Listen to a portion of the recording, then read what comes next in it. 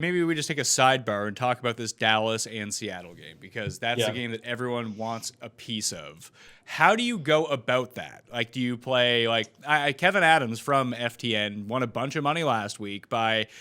Some people say, "Oh, well, that's the game everyone's stacking." So I'll take the pieces that no one wants, or I'll fade that game and try to get tricky. He went the other way. He just overexposed himself to that game and just took more of this instead of like there was like a triple stack and then a double stack coming back. Like, if you really do believe that this is the game where all the points are going to be, is that the move in this circumstance? Is not only stack but stack way more than everyone else? So I think the answer really depends on where the ownership lies, and so. This is something that I touched on in my GPP leverage column at Established Run last week, which was essentially that Atlanta-Dallas was the clear top targeted game on the slate for me. It was highlighted in Pat Thorman's snaps and pace column that we have on our site as a game that was pace up for both teams.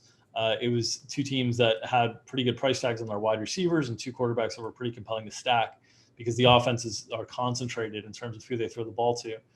And I think that all those cases can be made once again for Dallas and Seattle. The thing is, last week, all of their receivers, the projected ownership was like 15 to 20. And I thought that was too low.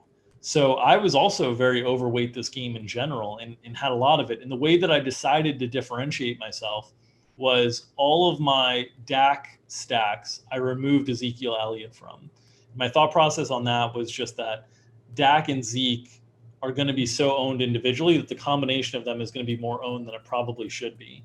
And so I'm just going to focus my attention on the receiving options. It got me onto like 5 to 10% Dalton Schultz. It got me overweight Cooper, Gallup, and CeeDee Lamb. And then I was overweight the Atlanta wide receivers. And if you're overweight Ridley enough in those, you get some combinations that work. And so the question for me this week is, where will this ownership come in? If it's in that 15 to 25% mark, again, I think it's all systems go and you take advantage and you start to try to play it heavily. But I think if it gets into the 25 to 35 range, now you're starting to kind of face an uphill battle in terms of getting to the top of the leaderboard with that game. And that's where I might play a little bit more Chris Carson if he's going to end up being low owned, and hope the let Russ cook movement takes a week off and Seattle decides to go back to their kind of slow paced, control the clock ways and keep Dallas's offense off the field, which I could certainly see them approaching that game with. But the answer to your question, Pat, is ultimately it really comes down to what I think the ownership is going to be by the end of the week. And that's something I just don't have a good feel for until we get more clarity on injury situations. So what do you do with just independently these wide receivers? Because like you said, they're very close in price. Yeah. DK Metcalf, 65, Tyler Lockett is 64. I always think that the higher upside kind of rests with DK Metcalf, but I just see this as such a good spot for Tyler Lockett. Yeah, I have no idea how to separate them, honestly. I mean, I think Lockett's one of the most efficient receivers in the history of the NFL. When you look at yards per target, you look at catch rate. Metcalf is just an absolute physical freak and is the guy that you would think would be more targeted heavily in the red zone, but also has the big playability, as we saw last week, to break off these big plays. So they're indistinguishable to me. I think we have Lockett slightly ahead between the two, but both great values. I mean, both two of the top 6 or 7 values at the wide receiver position this week. Amari Cooper in that top 3 or 4 as well. So the way that I handle them generally, because I'm making a lot of lineups, is I basically kind of spread my exposures to 3 of them. So last week I capped my wide receiver exposures at like 25%. I had no wide receiver more than 25% of lineups. It will depend on the ownership projection of this game and what I'm trying to do, but in general I try to cap my ownership exposures somewhere around 25 to 30, because what I want is there's always receivers coming out of nowhere for big games. Like last week, it was Stephon Diggs, who was like 2% owned. I probably had like 10 to 15% of him because I capped my ownership on some of the higher end options. And I took a position against like Devontae Adams last week. And so I think that's a way to approach tournaments. And it just really comes down to the difference between, and I know it seems small and minuscule to people out there, but the difference between a player owned at 15% and owned at 25% is really big in terms of the bar that they need to hit from a production standpoint to really separate you from the field.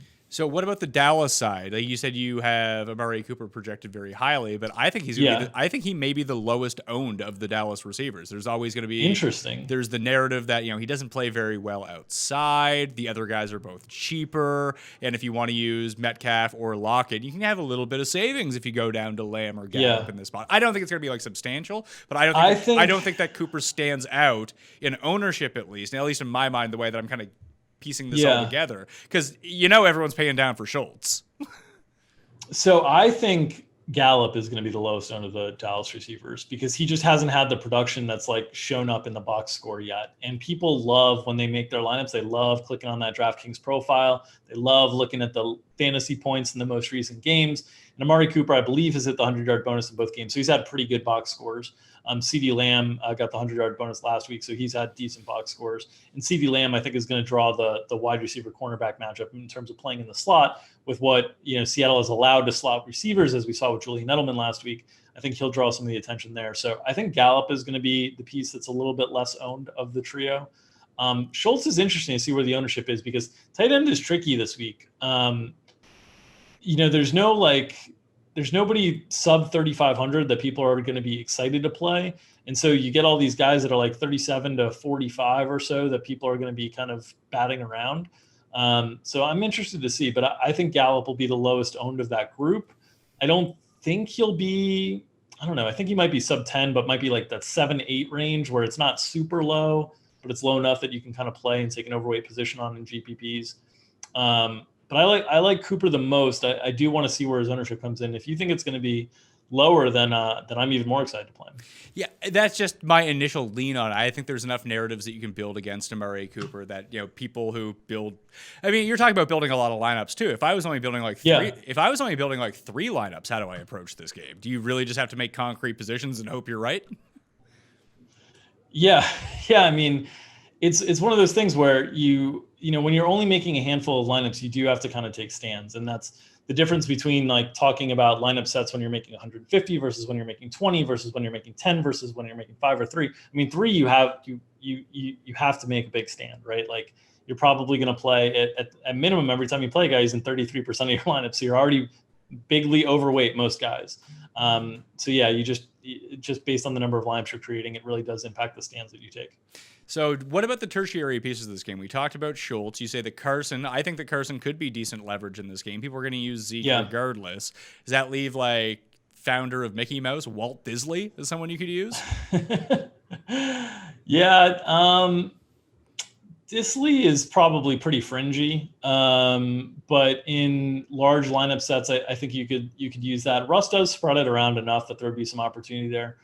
What I would be looking for from this game is one of the main skill players that their ownership projection comes in around 10% or below. Anybody that you get on that, whether it's the 2 primary Seattle receivers, which I don't think they'll qualify, whether it's one of the 3 Dallas wide receivers, which I think Gallup will qualify, but we'll see, or whether it's Carson, who maybe has a chance to get there, those plays I think would be really good leverage plays and plays to, if you want to play this game heavily and against chalk, like let's say you get a situation where Cooper and Lamb are projected at 20 to 25% ownership, Lockett and Metcalf are 20 to 25% ownership, and you still want to play this game. Maybe you go away from the quarterbacks and you play Gallup and you play Carson, and you hope that Gallup hits one of those big plays down the field, and you hope Seattle takes kind of the approach that they've taken for the last few years and take the air out of the ball and run the ball. And that's the way you kind of get contrarian exposure to this game. I'm just really having a tough time wrapping my mind around it. Like I didn't have enough of the Dallas and Falcons game last week, and it really came back to bite me. Like the 2 things I've decided to fade through 2 weeks are Josh Jacobs in week 1 and that game in week 2. So at least I was able to get onto the good players in week 1. Wasn't able to manage that so much in week 2. Like, I don't know. Maybe it's just because I like lighting money on fire. That's one of my favorite things to do in life, apparently, when I'm playing DraftKings lineups. But is there any case you can make to fade this game?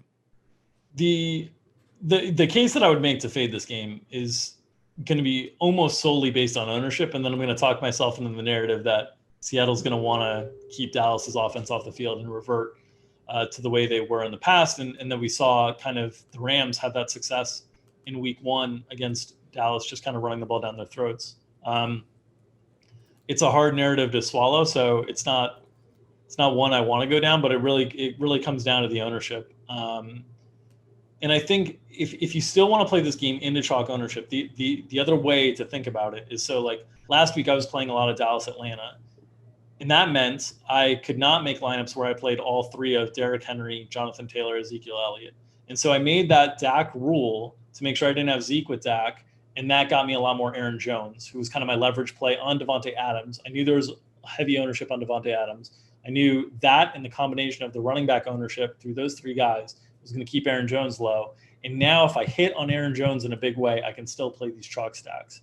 So you got to find that guy. You got to find that sub 10, sub 5% guy that's at the running back or the wide receiver position that has the upside of all these other options. And you got to make sure they're in your lineup. You can still play chalk game stacks, but you need to make sure you have a few low-owned pieces alongside them. Is there any merit to like the random other pieces here, whether it be David Moore, who I thought was like kind of banged up with a hamstring injury, but apparently he's going to be fine. Yeah, I don't think so. So the way that I think about it in terms of like opportunity set, if David Moore hits one deep ball, and that's kind of his ceiling performance, right? Like he's probably not going to hit two deep balls in a game. So let's say he goes like 3 for 60 in a touchdown. That's 15 DraftKings points. That is not burying anyone in a tournament. That is easily overcomable everywhere else. I just don't think he had I don't even know what his price is, but I assume it's not much. I don't think they have the upside to really do it, especially the wide receivers, especially with the condensed target share on the Dallas guys. There's nobody on Dallas that even plays in the field enough to consider. It would only be Seattle guys. If you were going to do it at a spot, Disley or Olsen would be the guys, just because the tight end bar to clear from a production standpoint is much lower than wide receiver, right? Like there's so many wide receivers out there in a given week that most weeks 15 or 10 or 12 isn't going to be enough unless you hit the nuts everywhere else. And so, but some weeks 10 or 12, like we saw week 1, a 0 almost won the Millie Maker at tight end. Like the tight end bar is much, much lower to clear. I know that wasn't the case last week. Tight ends went nuts last week.